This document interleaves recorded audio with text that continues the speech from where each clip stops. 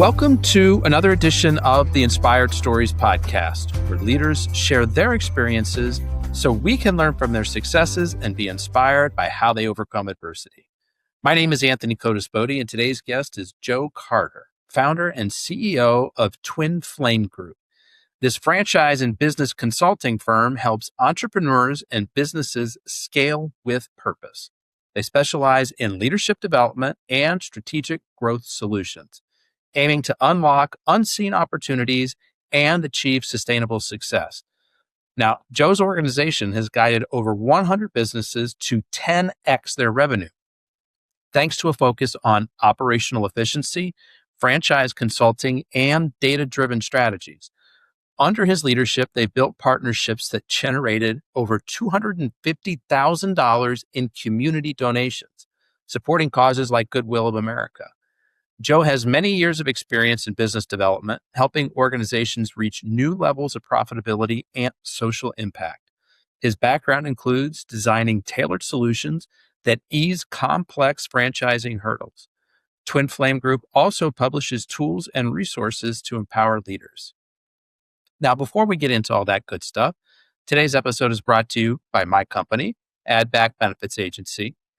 If you run a business, you're likely stuck in the cycle of rising insurance premiums and soaring deductibles. You're paying more, but your team is getting less, and many people can't even afford coverage at all. We do things differently. Add Back allows you to provide your team with unlimited access to doctors, therapists, and prescriptions. That's always free for them to access. But here's where you really need to pay attention, because our program is structured to actually put more money back into your company's pockets. We recently helped a client increase net profits by $900 per employee per year. Results vary, but the consultation is free. See if you qualify today at addbackbenefits.com. All right, back to our guest today, the founder and CEO of Twin Flame Group, Joe Carter. Thanks for making the time to share your story today. Thanks, Anthony. I appreciate you having me on. I've been super excited about this for a while. I can't wait to jump into it. Let's do it. Roll up our sleeves here. So, Joe, you've helped over 100 businesses achieve, we said it in the intro, but it's almost hard to believe, 10x their revenue. Can you walk us through just one example, specific example, something that you did, something that you changed, strategic shift, operational tweak that helped to yield that kind of a dramatic result? Yes, definitely. So one particular client of ours was in the oil field services industry in the Vernal, Utah area. And what they were doing previously before coming on board with us was all around estimating. And it was exceptionally like handshake driven. And it was, kind of put your finger in the air and come up with some kind of a number. There was really no systemization around it. So we were able to look at all of the different specific parameters that they previously did that were just kind of gut reaction versus data-driven analysis on creating estimates, and created a consistent way for them to be able to do those estimates going forward. After implementation of that estimating platform, they were able to increase not only the number of estimates that they were able to perform, but actually ensure a specific margin for that. So they saw a $6 million lift in about a 3.5-month timeline simply through the execution of that estimating platform. Wow. $6 million is significant. Can you give us an idea of from what to what? Was this like from 6 million to 12 million or 100 million to 106 million? Yeah, definitely. So they were doing about $7.5 million previously. So it was almost 100% increase in growth, almost doubled. But yeah, and that a little over 90 days, about 100-day probably time frame from beginning to end, they nearly doubled their revenue. Wow. And this was oil and gas, the industry, right? Correct. Yes, sir. And did you have prior experience in that industry, or was that not necessary for you? A little bit of experience, but really not necessary in this particular regard. Any kind of service-based industries, there's a lot of very specific consistencies that you see from one thing to the next. You're just providing a different service. So it's just taking some logic that is around that particular service-driven industry and applying it to what they already had in place. And so in this case, with this specific client, did they come to you knowing that this estimation process was their bottleneck, that this was their problem? Or did they come to you and just say, we need help, we don't know where? It was pretty much the second, the latter of that. They knew that they needed assistance, they needed help. The business had been around for a very long period of time. It was in its second generation within a family. And so the son took it over from the dad. The son had been running it for the last like 4 to 5 years, but the 20 plus years of the entirety of the company was driven by dad. And dad's retired now. And so while there's a little bit of understanding and knowledge, it wasn't as significant as what the company had previously established. So they wanted some outside perspective on how do we actually take this to the next level? Because the goal was they wanted to exit that particular business at some point in the near future to be able to retire themselves. So they didn't know where to start that, and we were able to identify that as one of the bottlenecks. There were several others, but that was one from a revenue standpoint that they had. So how long did it take you to, get your fingers dirty and understand? And there were other changes. I know we're just focusing on one, to understand that, here is a significant area of opportunity. So to be able to identify specifically the estimating as an opportunity was really within just a couple of days. Getting to watch how they did two different estimates was like a light bulb moment for myself. And when I started asking questions, certainly for the owner as well. But in terms of everything that we were looking to improve within that particular company, it was roughly about a 3.5 to 4 week timeline for us to be able to fully see what they're doing that had the opportunity for improvement or growth and improvement in efficiency, and be able to identify which ones are we going to go tackle first, second, third, and so on. Interesting. Okay, I want to dive more into specific examples if we can in a moment, but I want to rewind first and let's sort of lay the groundwork. What were you doing before you started Twin Flame Group? Let's lay sort of the foundation for why Joe Carter has the experience and the qualifications to help companies through these kinds of issues. Yeah, definitely. So my career began kind of in a traditional corporate footprint. I worked for a lot of Fortune 100 companies in very high level leadership roles, but I had this urge to become an entrepreneur. Thankfully, I had the opportunity to partner up with a friend of mine and start a business in the Dallas-Fort Worth metro. We were able to pretty quickly scale that particular brand. In about 2.5 to 3 years, we were able to get to 12 retail locations and 10 mobile service ventures as well. We were approached by a franchisor who wanted to make the Dallas-Fort Worth area their kind of home base. And so they were able to pay us a fairly high multiple for the industry at the time. Took that money and went and started my next venture, which was a completely different industry in landscaping.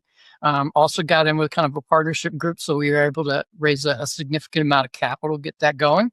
But our goal was to scale it and exit it to a private equity firm within about a 5-year timeline. We actually did it in 18 months. Wow. I got to stay on with the private equity firm for 9 months post-acquisition as part of the transition. But within that, I got to work inside of their due diligence department and see over 400 due diligence deals totaling more than $14 billion that private equity firm ran through. So I got to see the buyer's lens, and I had certainly been on the seller lens a couple of times. So I have this like unique 360-degree view when it comes to selling a business, what they're going to subtract and ultimately what they're going to add as well. And I can apply that logic and that framework to any business, regardless of the industry. So that's what took me to want to be able to take my past experience, create the Twin Flame Group, and help the next generation of entrepreneurs either scale and exit or just scale to improve. That's really cool. Take me back to the landscape example there. You guys, the plan was 5 years. Pretty typical, right? Kind of like a 4 to 7 year timeline is when you've got venture money involved where they want to see like a return on their capital. But you guys did it in 18 months. Mm-hmm. What happened? What were the big levers that you pulled that allowed for you guys to accelerate that timeline? So when we did some analysis in the landscaping industry space, what we saw was a dramatic difference between kind of your smaller mom and pop landscapers that are doing mainly residential and the very big, very well-known companies that are doing almost exclusively commercial. And we saw an opportunity for a hybrid between the two, where we can provide that one-on-one care to a residential customer, but also be able to land those larger consumer customers as well. So how do we leverage those two ends of the spectrum and be able to create something in the middle? And we did so by buying out a handful of the smaller mom and pops and instituting and implementing several things that would allow us to go after those commercial accounts. We were able to do that across 9 different services service territory, in 6 different states. So we were able to acquire some smaller mom and pops, put some institutions in place specifically around estimating in order to gain those commercial clients, land several large consumer, commercial, industrial, and even governmental customers and clients in that 18-month timeline, and PE came knocking. So a big part of the unlock there is recognizing that the big money's to be made on the commercial accounts. You can get a better valuation when you're acquiring sort of these small mom and pop shops that are doing the residential. The margins aren't there, so the valuations aren't there. But knowing what you knew about how to go out and get those commercial accounts, now you can leverage that with your new acquisitions in those geographic markets where they already have a presence and some staff, et cetera.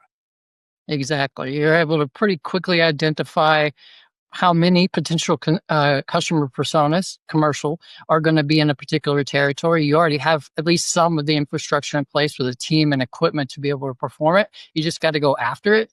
And in most cases, those larger commercial clients, you have to wait until their current contract is coming up to end for you to be able to bid against them. So being able to identify those individuals 90 days plus in advance so that you can be fully prepped and ready to go for when it's bidding time for their contract to be renewed. So you can take the contract from whoever the current provider is and institute it for yourself. And how do you determine that? How do you find out who's got contracts that are coming up for renewal?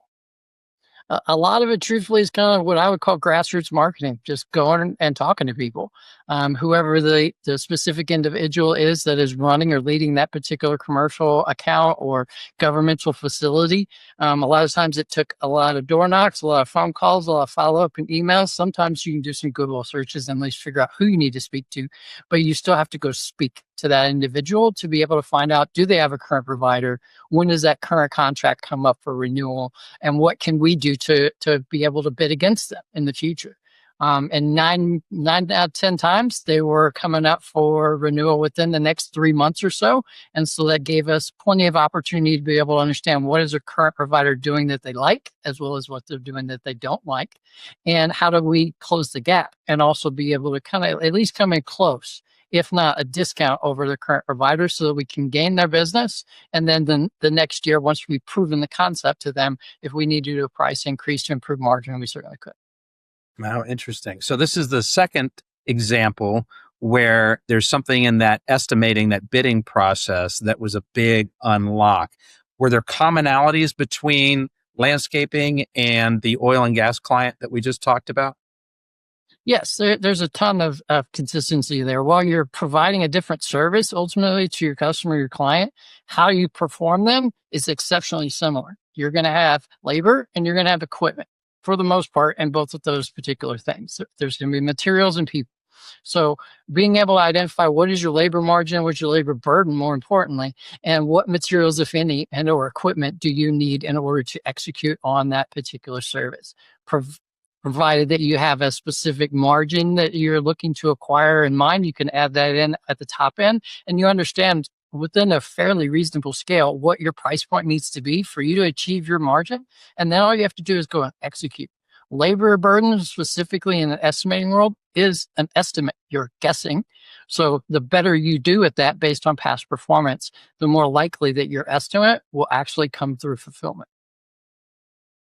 So this is all fascinating stuff, really interesting, the levers that you're pulling. Why go and start a consulting firm? Is it more profitable for you to continue to do the private equity, venture capital space yourself? But there was something that drew you to starting your own firm to help other folks out. What was that? So what happened, and it's kind of a personal story, if that's okay. But roughly 7 years ago, my son passed away. And certainly, as anyone who's ever had to go through something similar to that can understand, it completely reshapes your world. I was doing a lot of nationwide travel. I was gone fairly consistently as a result of that. And I wanted to be able to help other people navigate through the mistakes that I had made myself personally within business, but be able to do so in a framework that allows me to be there for my family and be able to go to the soccer matches and the gymnastics competitions and things like that for my kids and my grandkids. That was ultimately one of the biggest reasons for me want to start a consulting firm so I could help others, but more importantly, be able to help myself and my family. Wow. Oh, I'm sorry to hear about your son. How did you get through that time? That's a difficult question to It's answer. a big question. It's a lot of leaning on the Lord above. I'm a very Christian based, faith based individual, so there was a lot of that. Certainly, a lot of tears. My wife certainly took it much harder than I did, as well. So leaning on each other when we're having those kind of dark moments or those dark days, so that you're a support mechanism built into that. But ultimately, after at least the initial grief period exalted, we wanted to be able to find a way to how do we help someone else not have to go through that scenario. So we've been exceptionally involved in suicide awareness and suicide prevention and doing a variety of different walks and charity related things to be able to bring awareness. That's a buzzword that has a negative connotation to it. It's the S word. It's a new bad S word that's going around there. You're almost not allowed to say it in certain networks. But if we don't say it, we don't talk about it. If we don't talk about it, there's somebody else out there that's struggling with it. So I'm perfectly fine talking about it, talking about my experience, because I want to help someone else, not have to feel like that is their only way out. There are always things that you can do differently, and there's always a way to fix anything. So give me an example of one of the conversations that you have with folks where you're providing this type of encouragement to them. What kinds of things can you say? Well, certainly I can empathize. There's sympathy and there's empathy, right? And I can never fully sympathize because I'm not necessarily in their shoes, but I can pretty strongly empathize with what thoughts they may be feeling, what might be going on. But more importantly, I want to encourage an individual who may be having that type of mental thought or framework inside of their brain going on of understand what the people around them, the individuals that actually care about them and what the impact would be to their life if they chose that route to go. What's going to happen to your friends? What's going to happen to your brother, your sister, your mom, your dad, your kids, etc.? How is their life going to be impacted? Fast forward in your brain, you're not here. 5 years from now, what is your kids doing? What are they thinking about? How's it impacted and shaped their life over the next 5 years because you're no longer present? And when you are able to bring them out of their just kind of constant internal self driven negativity and place it in a framework that's more third party, where they're looking at it through the vantage point of someone else, then a lot of times you can at least help them to get the starting point of what I would call growth, but in reality, it's more heal than anything else. So that's interesting. The way to kind of get them to take that first step in your experience oftentimes is to frame it as if you did this, here's how it's going to affect the people around you. And that many times you've seen has been a little bit of an awakening for them to be like, okay, I don't want those things. I don't want to put that pain and that situation on those people around me. And then once you, I don't know, sort of got their attention, maybe there's a better way to put that. What have you seen as sort of the next steps? So the next steps are, truthfully, it can go one of a couple of different ways. There's time periods in which that can almost, to a degree, backfire, where you already have negative thoughts about yourself, and I'm forcing you to think about others and what your action's going to do to someone else, and it can make you feel even worse. That, oh my God, I can't even believe that I'm potentially going to put my family through this. How bad am I? And it can almost be a spiral downward if we're not careful. But what the ultimate real goal would be is, what is the goal? What is the thing that you want your children, your mom, your dad, your brother, your sister, whoever it is that is important in your life? Where do you want them to be within 5 years, and how can you help to support them? And give them a goal, give them something to go after that is beyond themselves, where they have to have attachment, they have to help someone else achieve. And in doing so, it lifts them up. It provides them with a need, a want, a goal, an aspiration, something that they have to do for someone other than themselves. And what I see more often than not is that is a humongous lift in self-confidence, because you're helping somebody else and it raises your confidence at the same time. So it's almost like you're getting a double win in that result. You're helping them find a purpose outside of themselves. 100%. Powerful. Joe, what is it that you think? Because I've known people who have experienced the loss of a child, pain that I hope I never have to experience. For some folks, they find a way to work through it. They come out the other side and they're able to lead a happy, functioning, productive life, never forgetting about, never, fully losing the sense of grief, but they have the ability to move on. And other folks don't seem to have that ability. They stay stuck in grief and anger, sort of the two emotions that I've traditionally witnessed.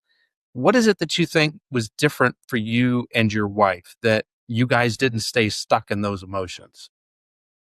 Yeah, that's a fantastic question. And I truthfully don't think that there's a one size fits all answer for that because everybody's different and every situation was different. But for us personally, we were able to lean on each other and help each other through those moments. I know many of people who have lost a child and it destroys the marriage. It ultimately creates the path for what likely becomes divorce in most cases, because they don't know how to help or support their partner through the grief stricken things that you're going to go through when that happens in your life. So I'm exceptionally blessed that my wife was able to help me and that I was able to help her. And I believe more than anything else, that and God are the reasons we got out on the other side. We still have plenty of moments where we get sad.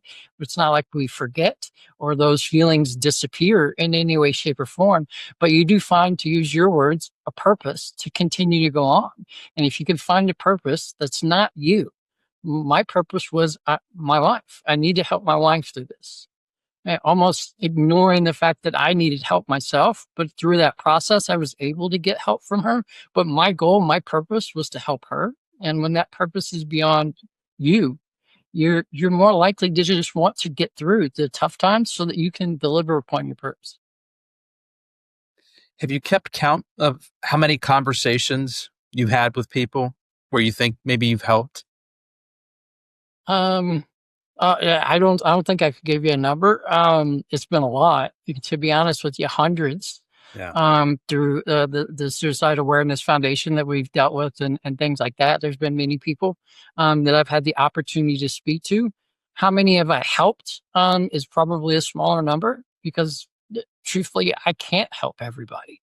I wish I could. That would be amazing, but I don't have that reach. But if I can help one person, that's one person more than would have been helped without me. So I can tell you there's at least 20 plus individuals who have told me personally that as a result of conversations that I've had with you, I feel better about XYZ.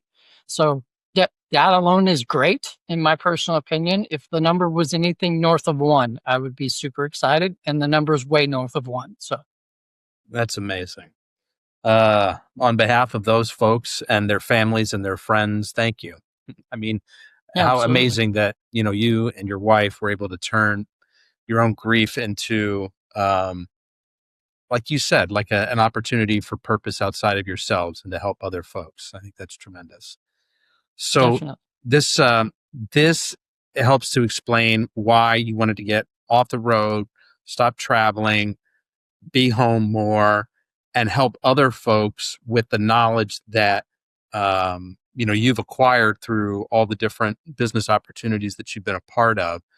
When you decided you're going to start Twin Flame Group, how did you go and get that first client? So I went and got that first client truthfully through a referral. So someone that I had worked with in the past knew someone else that was running a small business and had the opportunity or want to try to grow that and prepare for an exit one day. And having recently exited the private equity space and had conversations with that friend, that was a pretty easy kind of transition moment of I just literally did this 400 times. I can do it for you pretty simplistically, apply models and concepts and valuation methods, etc. So first client came from referral. And if I'm honest with you, vast majority of our clients today come from referrals. Yes, we do marketing. Yes, we do reach out to webinars, all these sorts of things. But I would say about 70% of our clients come from someone else that we've worked with previously and been able to help, that they gave us a testimony to someone else that they know. A lot of times entrepreneurs run in entrepreneur circles. It's crazy. So as long as you take care of the ones you have today, you're probably going to get some more later as a result. Mm. Okay, so we've kind of talked around what some of the services that you offer are, and the big sort of overarching theme here seems to be we help you increase your revenue, and there can be lots of ways to do that. I'm going to assume some of these are cost reductions, some of these are sales and marketing techniques, some of them are just finding bottlenecks and breaking through inefficiencies. But I'm putting words in your mouth. Let's hear from Joe Carter himself what you guys do. For sure. So revenue is definitely a piece of the pie. However, our real niche, if you will, is improving the valuation of your company. Again, a piece of that is revenue. I don't want to ignore that. We got to increase revenue for the value of your business to go up. But there's a lot of other strategies that goes into a business valuation beyond just what your revenue is. What type of revenue is it? Is it recurring or one-off? Is it a significant valuation driver? But beyond that, to your point, there's a lot of other things that have nothing to do with revenue that ultimately will improve your valuation. Certainly, expense reduction is a big piece of that, but optimization, efficiency, operations, that kind of thing is a humongous step forward. If you can reduce your labor cost by 2%, and you're $1 million company, you just increased your valuation by 20% times whatever the EBITDA multiplier is for your industry. So we apply that sales, marketing, operations, people development. We look at the entire gamut of everything that would be evaluated on your business and identify where your opportunities are. Sometimes that's 100 or more things that you could do better. We can't fix 100 or more things today. What can we fix that's going to give you the biggest return on investment? And that's the stuff that we're going to go after first. So, what does a typical engagement look like in terms of time period? Our typical engagement is between 90 days and 6 months, just totally depends upon what the particular customer client is looking to achieve. If they're looking to sell, AKA they've already been, engaged with a buyer, whether it's a PE firm, a VC firm, or an external individual buyer investment group, they're looking to exit fairly quickly. That certainly is one, and that's going to be a shorter engagement because we're trying to accomplish something because we already have somebody kind of on the hook, so to speak. If it is more operational efficiency so that you can improve future operations, it's typically a slightly longer engagement, closer to that 6-month timeline. But we do have many clients that we were working with into the multiple years now because we were able to achieve several of the beginning stages of stuff. They saw how we work with them and they wanted to continue to improve in the other areas as well as scale outside of the current geographical footprint for growth. So let's talk about that first scenario where the sale is coming up very quickly, right? They're already talking with a buyer and they want to boost, your client wants to boost that valuation before they close that transaction. But correct me if I'm wrong, traditionally a valuation is looking, not just at the last, call it 3 months of revenue, it's looking at X number of years going backwards and taking an average of that going forward. Am I right in this generally? Generally speaking, yeah, traditionally you're looking at least a 3-year kind of past looking perspective into financials to understand history. And then you're applying some similar logic to forward forecast out 3, 5, or 10 years, depending on the type of model or method that you're leveraging. But yes, you're going to certainly look backwards. Okay, and so that forward forecasting in those shorter time frame scenarios, I'm guessing, is where the recent work that you've helped with is really coming into play, right? Because let's say that they engage you 3 months, 6 months before a transaction closes, they'll have some months of showing improved performance, but it's not going to have the impact as if they had worked with you a couple years prior. Am I thinking about this all wrong, or No, okay? you're definitely thinking about it right. And if you're going to prepare for an exit, the sooner you start, the better, and the longer that you have to fix it, certainly the better.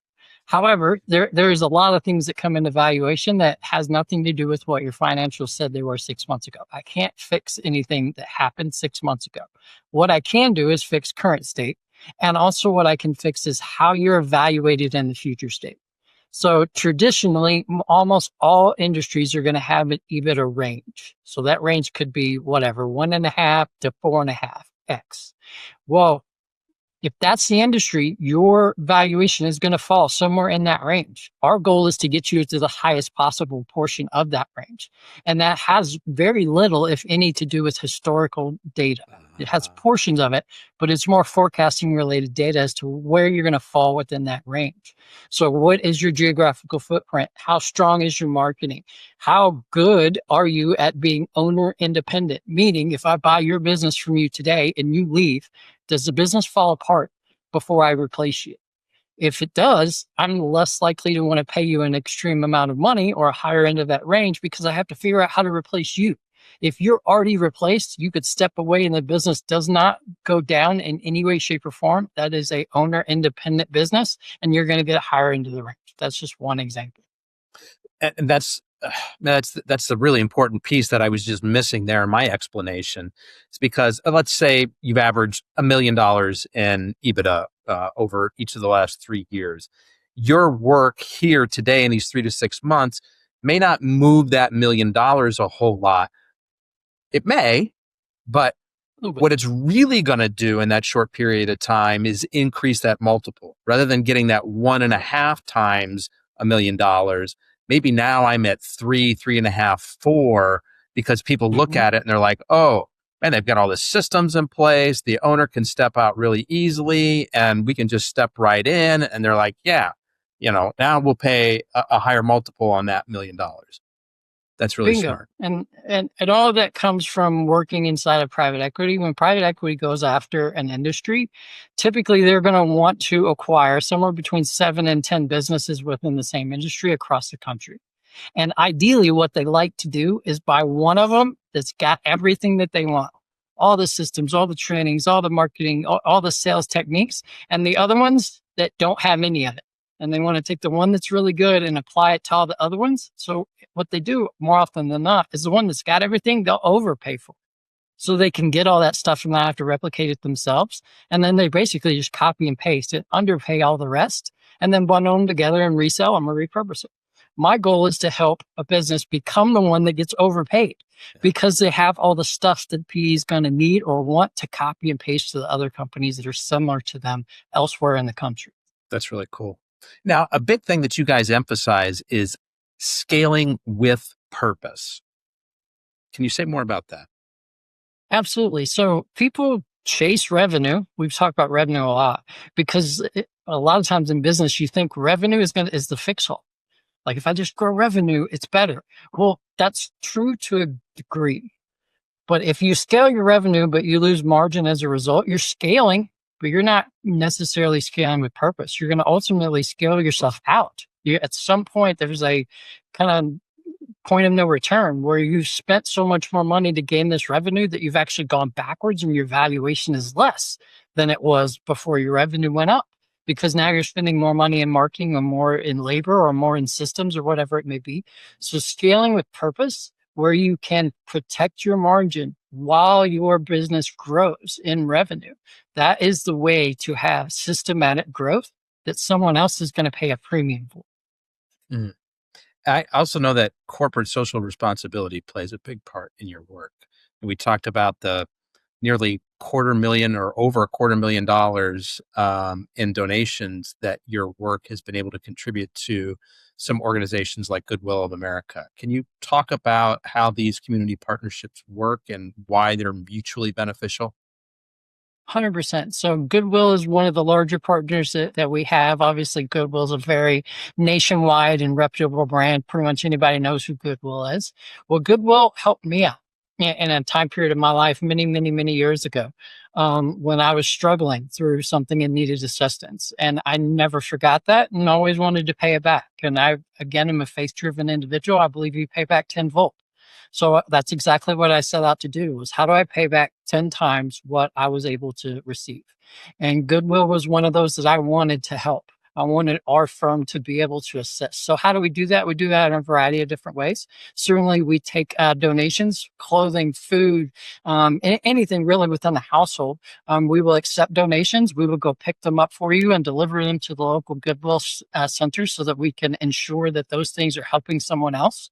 That is one way in which we do it. We also sponsor a variety of different charitable organization like walks and telethons and things like that that Goodwill puts on. So we will sponsor those in a variety of different ways. And a percentage of all of the contracts that we have with every single one of our clients, 1% of that goes to Goodwill.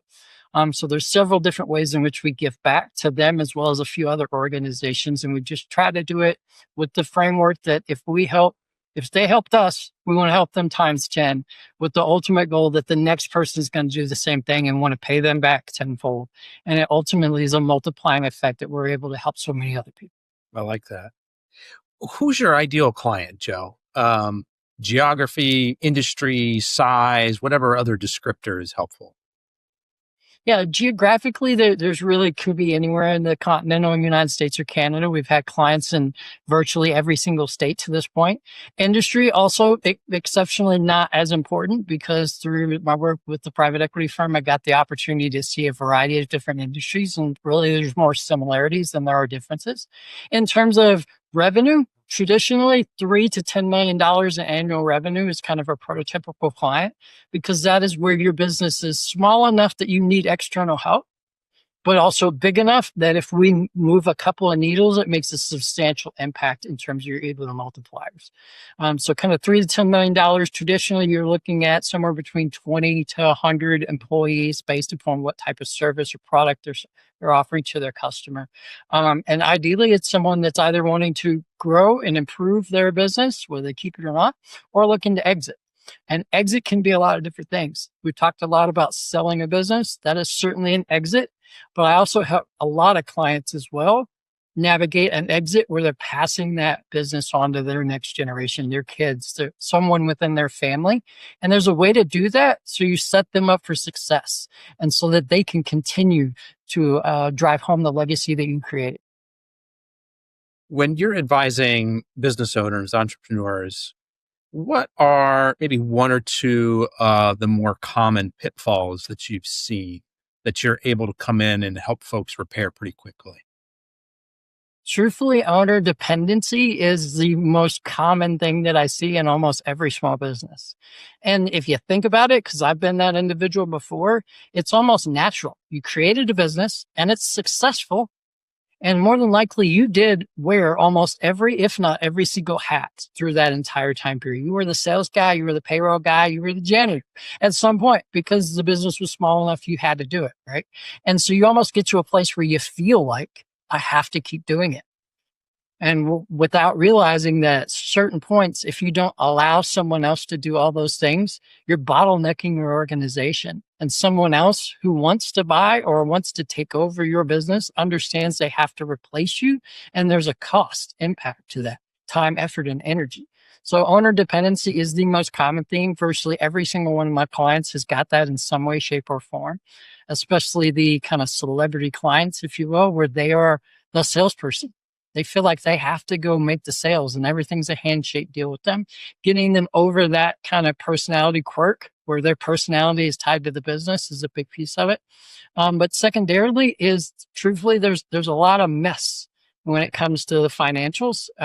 It's a big thing to be an accrual-based accounting versus cash-based accounting that drives an valuation multiplier substantially. And most small businesses are in a cash-based accounting system versus an accrual-based accounting system. Oh, that's interesting. A lot of the businesses that you first come in and consult with are on a cash-based accounting system. Correct. Just the way that it started, and it was easy and it made sense, and they stuck with it. Okay. Yeah. Yeah, they might have a CPA, or most of them are running through QuickBooks, right? But they never really made that leap into accrual-based accounting. And there's several different governmental factors depending upon your industry when you have to go accrual, and then your CPA will navigate you through that. But if you haven't hit that threshold yet, it's really up to you as to whether or not you want to be cash or accrual. And truthfully, it's easier to be cash than it is to be accrual. So there's a little bit more stuff you have to do within the accounting system if it's accrual based. And no CPA likes to do that transition. It's kind of a big lift.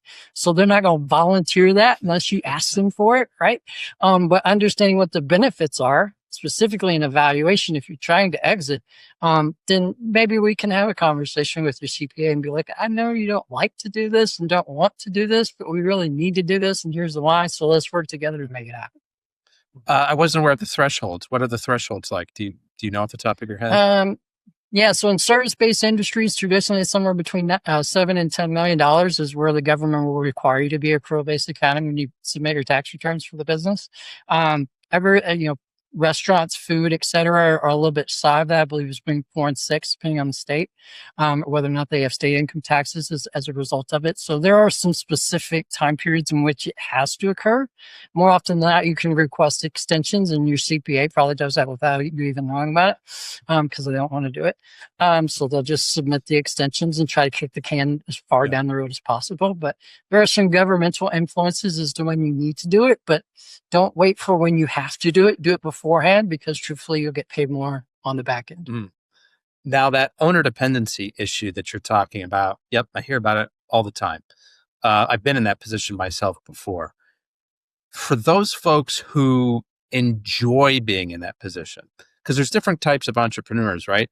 Some are, the core of the business, and it's hard to remove themselves. They want to, they know they need to. It's just difficult to do. And then there are some folks, it sounds like you're running into, and I've certainly seen this before, where they don't even want to do it, right? How did you put it? Sort of the celebrity salesperson. Like, they enjoy sort of that role that they play. How do you approach these two personas and coach them along? Yeah. So depending on which side of the spectrum we're talking about there, if it's somebody that wants to do it but doesn't know how to do it, that's slightly easier. So we traditionally will just start with them having a blank sheet of paper and a pen, and they got to carry it with them for the next 2 weeks, and everything that they do, and they're the only one that does it, they write it down.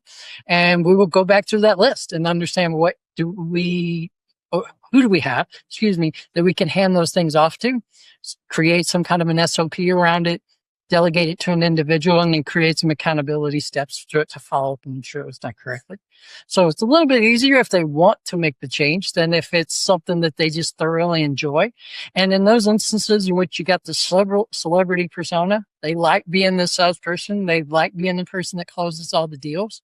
What I have found that works the best is have them look at the perspective of your next sale is the next salesperson in your organization.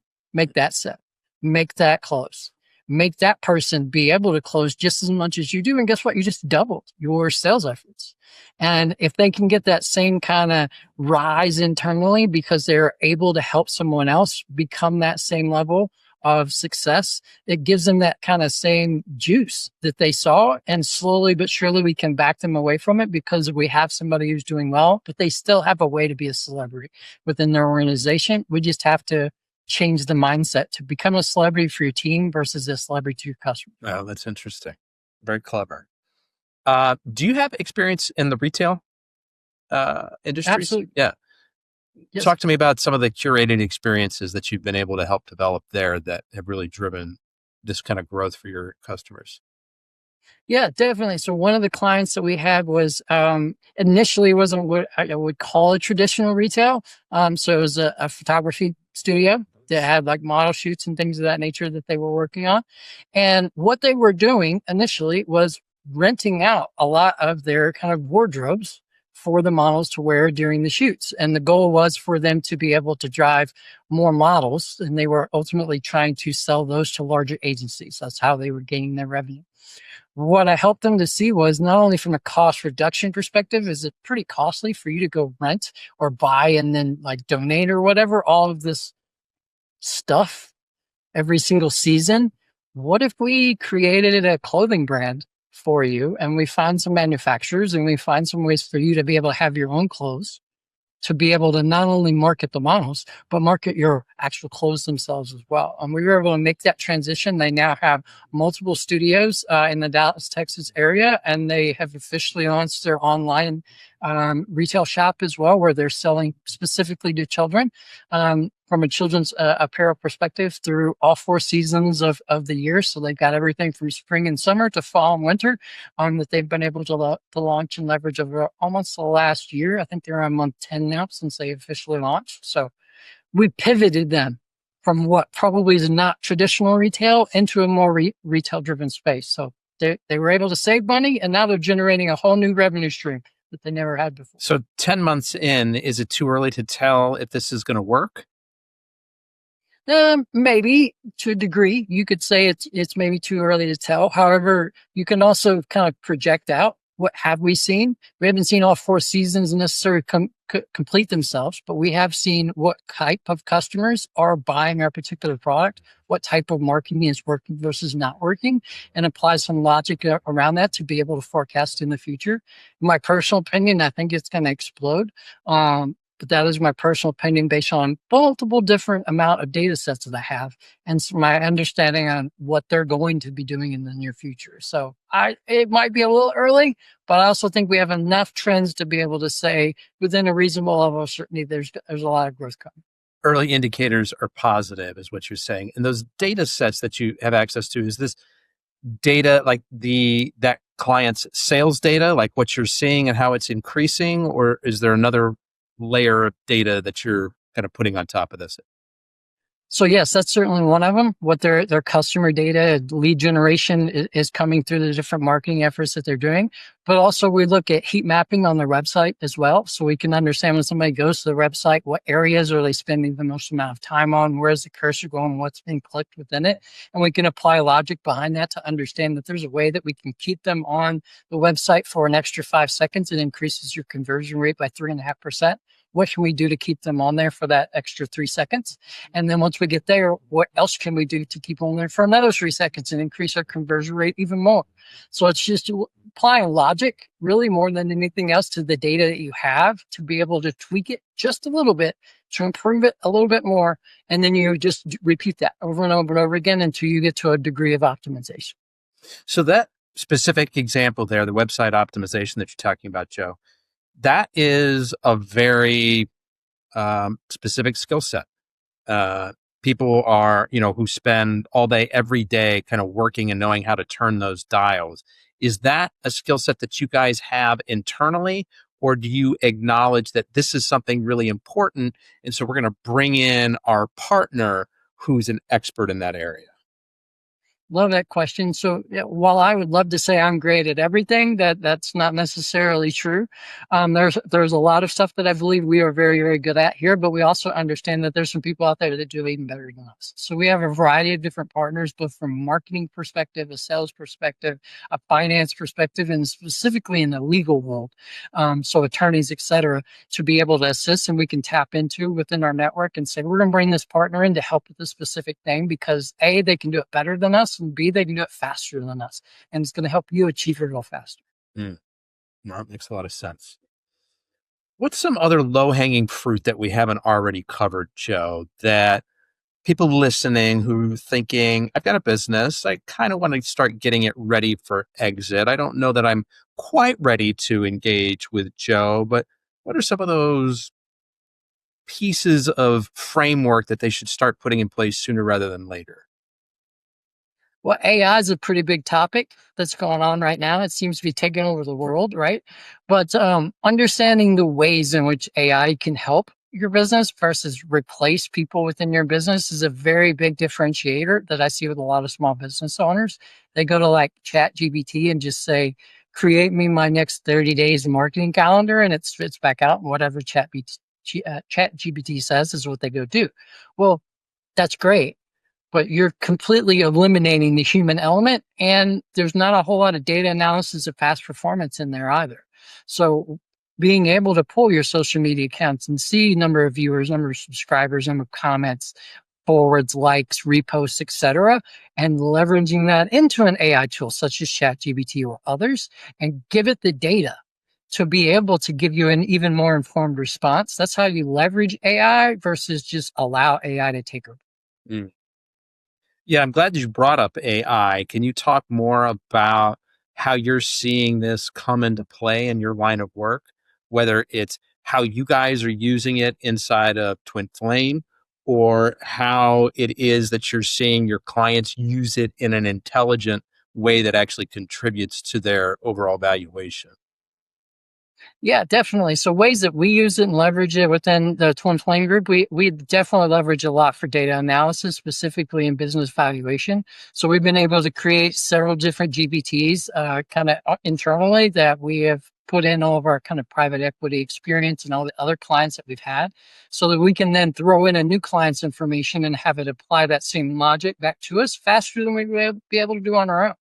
So that's one way in which we're utilizing or leveraging it, but we're setting it up to be successful first, and certainly testing it to ensure that it's done accurately or correctly.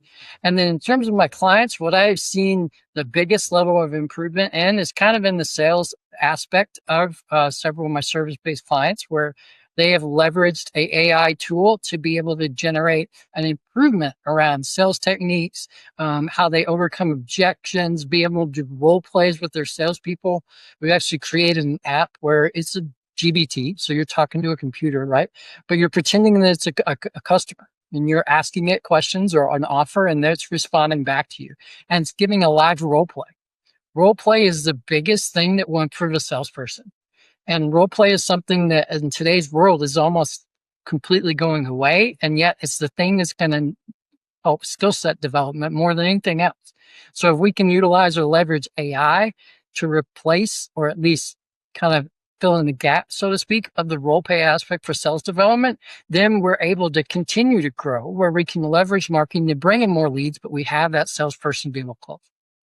That's really interesting. So this GPT that you guys have built sounds like what happens is you're feeding the client data into it. Here's what the client does. Maybe here's even the sales script that they use. And then there's another piece of data that's coming in that says, here are some, FAQs, some common objections, et cetera. So the AI has some understanding of kind of the typical back and forth that takes place. And then what does the actual interaction with that GPT look like from a training perspective? Is is this the audio version where like I'm talking and then it talks back to me, or is it giving me a text version and then I'm sort of typing my response? So 1.0 was kind of the text version, which could either be on a mobile device or on a laptop. So you're pretending like you're calling, a potential lead, right? But you're just doing it via quote unquote text versus a physical number. Once we are able to vet through that that's functioning correctly, then we do clone particular AI voices so that you can actually have sales or live sales role play calls with a computer-based AI model. So you're able to get a little bit more of a verbal dialogue back and forth, but at least the 1.0 version when we create for our clients is kind of a text-based system. That's a great place to start. Yeah. And then you already have visions of where this is going to move to next and just continues to become even more powerful. 100%. Joe, how would you characterize your superpower? Ooh, that's a good question. My superpower is what I would call the ability to see the future. So I'm able, thanks to a lot of experience and having done this a lot of times, understand how to properly forecast a business of where it will be not tomorrow, but where it will be 3 years, 5 years, and 10 years from now, based on demographical data, historical performance, the understanding of what's happening within the economy and what is going on within that particular business, and applying growth patterns and strategies to be able to predict the future. So that's my superpower, the ability to predict the future.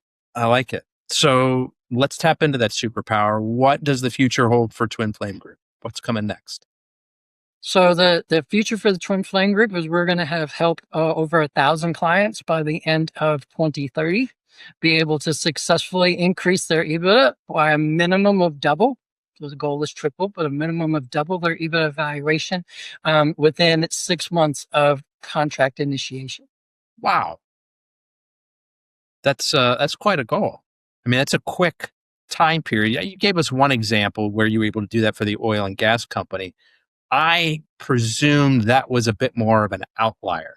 To get double growth in that time frame, I don't know. That's pretty aggressive. You would think it's aggressive, and from the outside looking in, it certainly sounds aggressive. However, when you understand that all industries have got a range, and almost every one of our clients, when we meet them, are on the lower end of that range because they don't have many of the things in place that a private equity or venture capitalist firm is going to want to look for to pay the higher premium multipliers. And if we just close those gaps, double is actually a small goal. It's a small increase, if I'm honest with you.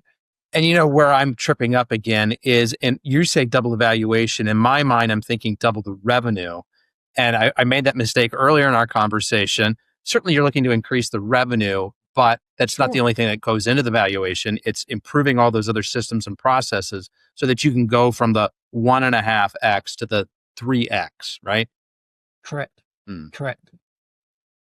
Good lesson for me to be reminded of within the past 30 minutes of my own interview. I love it. Hopefully other people are embracing that lesson as well. So if Definitely. you had to recommend one resource for folks who are Mhm. interested in improving their business valuations, a book, a course, podcast, where would you direct them? So I would direct them to a couple of different places. First and foremost, within our website, you can fill out basic information and get a free private equity readiness checklist and 90-day scale plan. So it's a free resource. You can just put in some basic level information and download it, and then you can apply it and do it yourself. And that is a great starting point for a lot of people to just understand where's my business at today and what could it be later. Then if you want help, cool, we're here. If not, and you want to just kind of run with it or throw it in the trash, that's ultimately up to you. And then in terms of a podcast, I have two. So I have the Franchise Bro Show, which specifically focuses in the franchise space, and the Lead Manage Thrive podcast, which is non-franchise entrepreneurship. So check those two out. They're all about founders who have created businesses that are scaling value, not just scaling revenue. Okay, so the website, twinflametx.com. TX is for Texas, yes? Okay, Correct. twinflametx.com, where you can get that business valuation assistance there. And then the other resources, how do folks find those? The podcast that you're Um, referencing. the podcast, so we are on YouTube, Apple, Spotify, and then we also put them on our website as well. So check your local podcast platform. We're probably Okay. there. And if they go to the twinflametx.com website, they'll see the podcast on there as well. So if you're going to Correct. remember one thing from today's conversation, one resource, you're going to go to twinflametx.com.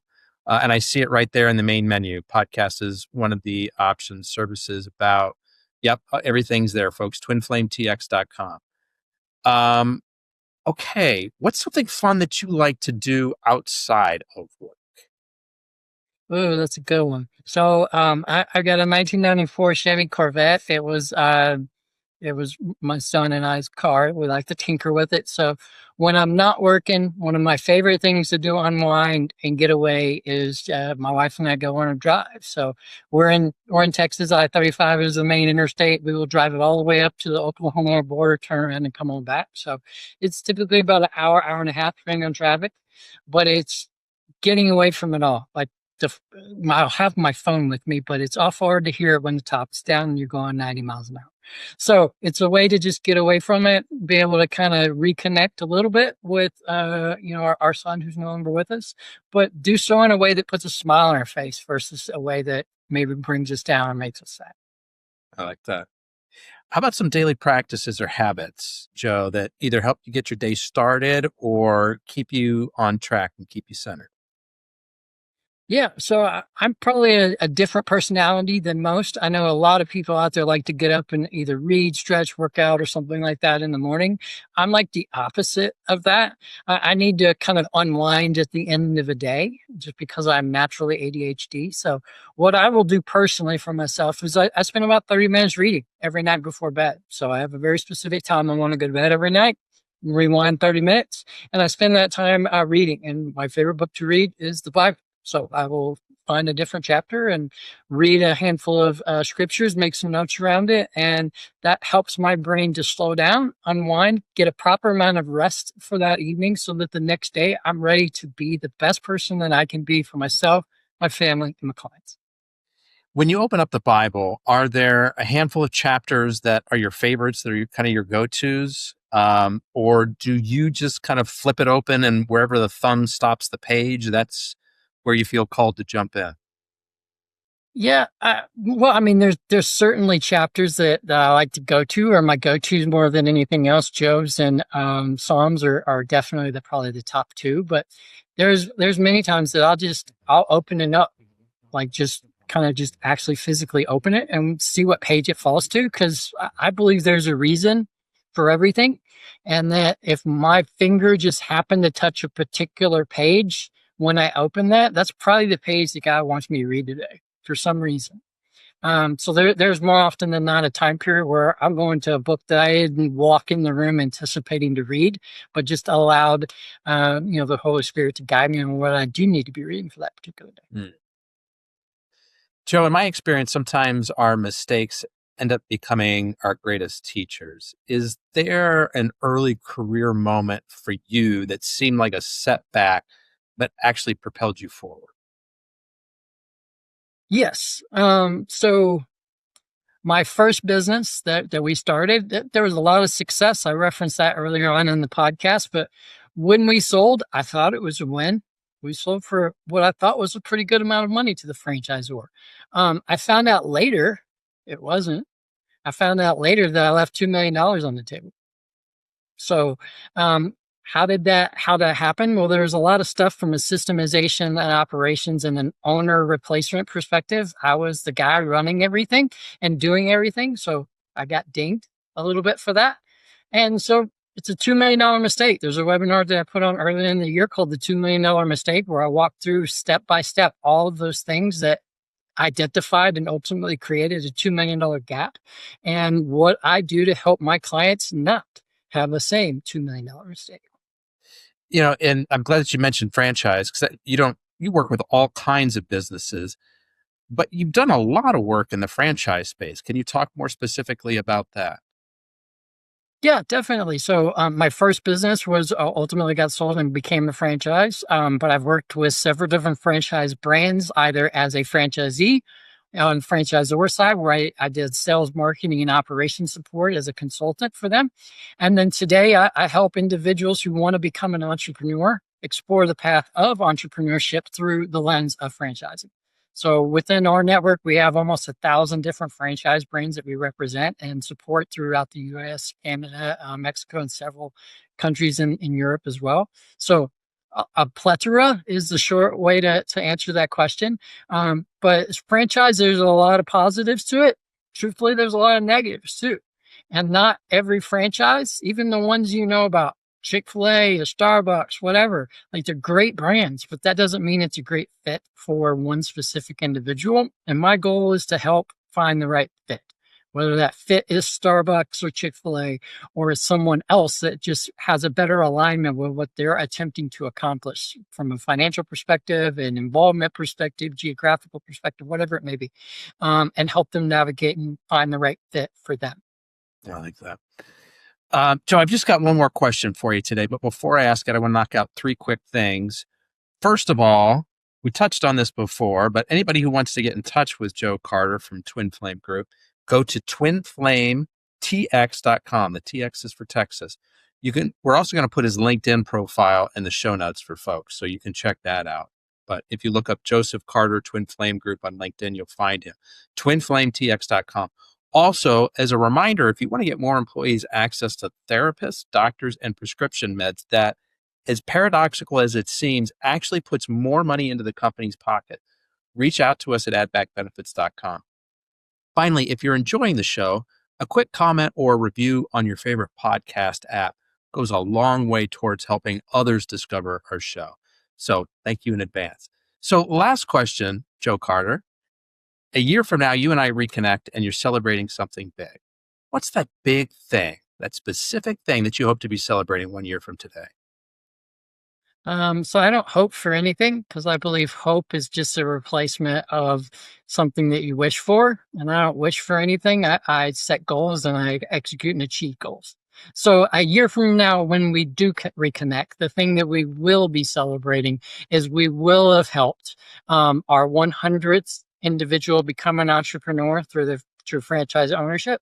And we will also be celebrating our 350th small business that we helped to increase their valuation by at least double, if not triple. Love it. Thank you for reframing that.